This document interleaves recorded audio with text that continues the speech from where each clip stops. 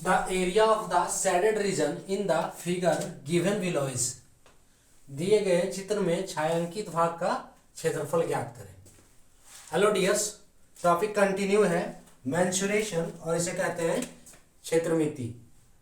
प्रश्न है एसएससी 2007 से, एसएससी 2007 का है। क्या बोल रहा है कि इस छायांकित भाग, इस जो फिगर है इस डायग्राम में छायांकित भाग का क्षेत्रफल निकालना है। छायांकित भाग कौन सा है? ये जो, ठीक है, ये जो छायांकित किया हुआ है, ठीक है, भरा हुआ जो है, कलर भरा हुआ है, जिसमें इसमें इस साइड ये हो गया और इस साइड ये हो गया। तो इस छायांकित भाग का क्षेत्रफल निकालना है। ये भाग पूरा, ये वाला भाग हो गया और इधर से ये भाग हो गया। इस छायांकित भाग का क्षेत्रफल निकालना है। तो ये डायग्राम क्या है? पूरा पूरा एक सर्कल है, ठीक है, पूरा एक क्या है? सर्कल है। और सर्कल है तो ये जो, ठीक है, ये सर्कल का केंद्र है सी, ठीक है, सी नाम दिया है। तो इस डायग्राम में क्या है कि यहां से, ठीक है, केंद्र से, ठीक है, केंद्र यानी कि केंद्र के सीधे से यहां से ऊपर तक गया है ये ए, ठीक है, यानी कि ये डिस्टेंस इक्वल है इसके, ये ए डिस्टेंस इक्वल है इसके, यानी कि ये क्या है? सर्कल का रेडियस है, ठीक है, सर्कल का रेडियस आर। सर्कल का रेडियस हम आर मान लिए तो आर इक्वल्स टू ए है। आर इक्वल्स टू क्या है? ए। यहां देखो दिया हुआ है, डायग्राम में स्पष्ट दिया है कि ये डिस्टेंस ए है तो ये भी क्या होगा? ए होगा, है ना। यानी कि सर्कल का रेडियस आर इक्वल्स टू ए, यानी कि ये भी एक रेडियस हो गया। तो सर्कल के लिए ये भी रेडियस हो गया और ये भी क्या है? रेडियस हो गया। रेडियस क्या होता है? केंद्र से परिधि तक की डिस्टेंस होता है। तो केंद्र से परिधि तक का डिस्टेंस ये भी है, ये भी डिस्टेंस सेम है, ये भी डिस्टेंस सेम है, क्योंकि केंद्र ये है। तो r इक्वल्स टू ये a है तो ये भी क्या हो जाएगा? a हो जाएगा, ये भी a हो जाएगा, है ना। तो अगर हम इसका ये पूरा डिस्टेंस निकालें, ये पूरा डिस्टेंस, तो ये पूरा डिस्टेंस क्या हो जाएगा? 2a। और अगर कहें कि डायमीटर ऑफ अ सर्कल, ये पूरा डायमीटर ऑफ अ सर्कल, तो ये क्या हो जाएगा? 2a, ठीक है। यानी कि अगर ये पूरा हम डिस्टेंस यहां पे लिखें, ये पूरा डिस्टेंस, तो ये हो जाएगा 2a। अब निकालना क्या है? हमें छायांकित भाग का क्षेत्रफल निकालना। तो छायांकित भाग का क्षेत्रफल निकालने के लिए क्या करेंगे हम? ये पूरा सर्कल है, हमको छायांकित भाग लेना है, यानी कि ये पूरा अर्ध सर्कल में है, मानी अर्धवृत्त कहेंगे, ठीक है, हाफ सर्कल, सेमी सर्कल, ठीक है, जो बोलो आप। तो ये पूरा सर्कल है तो ये पूरा क्या हो गया? ये वाला जो हो गया, ओह सॉरी, ये पूरा सर्कल है तो यहां से ये पूरा क्या हो गया? ये क्या हो गया? सेमी सर्कल, है ना। यानी कि इसी में काम होगा। अब इधर से हमको कोई मतलब नहीं, यानी कि ये पूरा काम क्या है? सेमी सर्कल में होगा, ठीक है, सेमी सर्कल के अंदर। तो हम छायांकित भाग का क्षेत्रफल निकालेंगे तो क्या करेंगे? सेमी सर्कल का क्षेत्रफल निकालेंगे, ठीक है। अब इसमें क्या है? एक त्रिभुज बना हुआ है, देखो ये क्या बन गया? एक त्रिभुज ही बन गया, है ना। ये क्या है? त्रिभुज बन गया, यानी कि छायांकित भाग जो है वो त्रिभुज के क्या है? बाहर है। छायांकित भाग जो है वो त्रिभुज के बाहर है। यानी कि अगर हम हाफ सेमी सर्कल लें, सेमी सर्कल का क्षेत्रफल लें और उसमें हम इस त्रिभुज का क्षेत्रफल अगर हम घटा दें तो छायांकित भाग का क्षेत्रफल निकल जाएगा। निकलेगा कि नहीं? देखो ये सेमी सर्कल का हम पूरा लिए, ठीक है, semi circle, area of semi circle, ठीक है। और इसमें हम क्या है कि इस त्रिभुज के क्षेत्रफल को घटा दे रहे, तो बचा हुआ भाग क्या हो गया? ये छायांकित भाग नहीं हो गया, तो इसी का तो क्षेत्रफल निकालना है। सो हम निकाल सकते हैं इसे। तो हम क्या करेंगे? सबसे पहले सर्कल के लिए r क्या हो गया? r क्या हो गया? r इक्वल्स टू a हो गया, ठीक है। यहां पे देखो सर्कल का फॉर्मूला क्या होता है? सर्कल का फॉर्मूला होता है पाई आर स्क्वायर, वृत्त का फॉर्मूला पाई आर स्क्वायर। तो यहाँ पे सेमी सर्कल है ना। सर्कल का फॉर्मूला क्षेत्रफल के लिए, ठीक है। सो अब हम बोलेंगे क्षेत्रफल के लिए सेमी सर्कल का, ठीक है। तो क्षेत्रफल, अर्धवृत्त का क्षेत्रफल, अर्धवृत्त का क्षेत्रफल क्या होता है? अर्धवृत्त का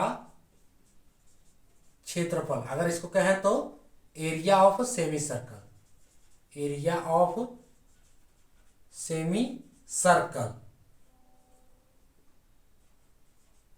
area of semi circle is equals to क्या होगा, area of semi circle pi R square जो होता है वो सर्कल का होता है, तो सेमी सर्कल यानी कि 2 से डिवाइड कर दो तो पाई आर स्क्वायर बटे 2, एक फॉर्मूला। दूसरा फॉर्मूला जो इसमें यूज होगा, दूसरा फॉर्मूला यूज होगा वो क्या होगा, आर इक्वल्स टू इसमें रेडियस हो गया, आर इक्वल्स टू होता है रेडियस।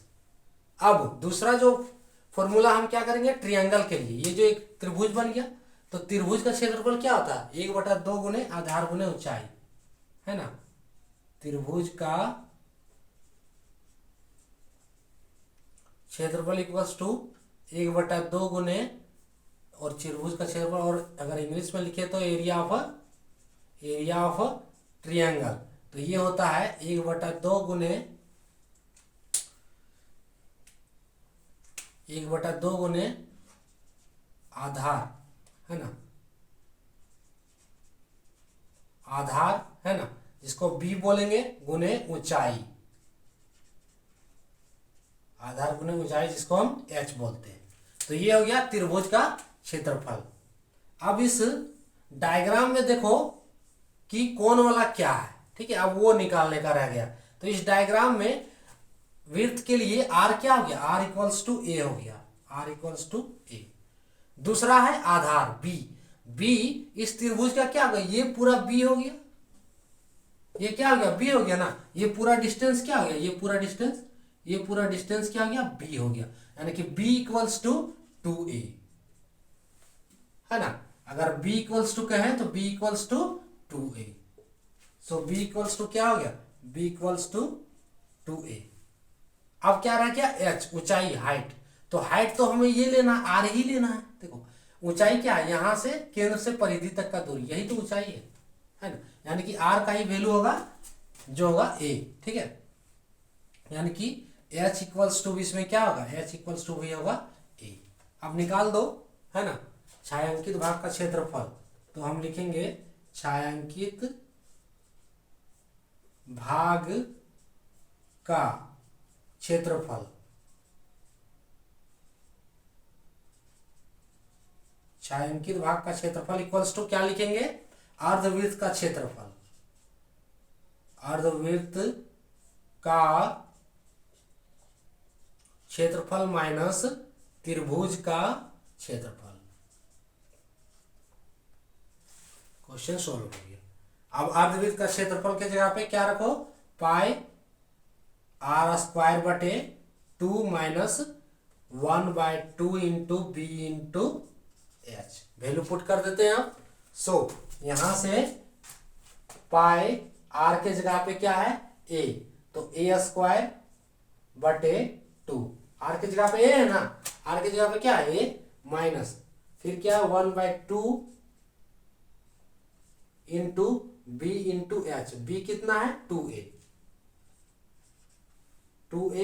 और h क्या है, h का वैल्यू है a,